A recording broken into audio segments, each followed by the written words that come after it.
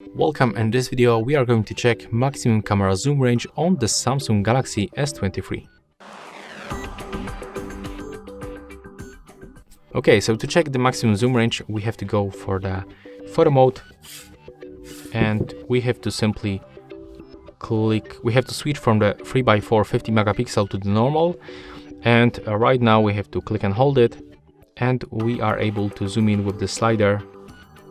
So as you can see, we can zoom in to the 30 times, and when you go for the 20 or above, you will get this preview in the right upper corner, and it's a little bit easier to navigate with this option. Of course, right now it looks terrible because I'm in the small office and I'm unable to catch focus on the objects that are very close to the lens, but you can zoom into the 30 times in this phone.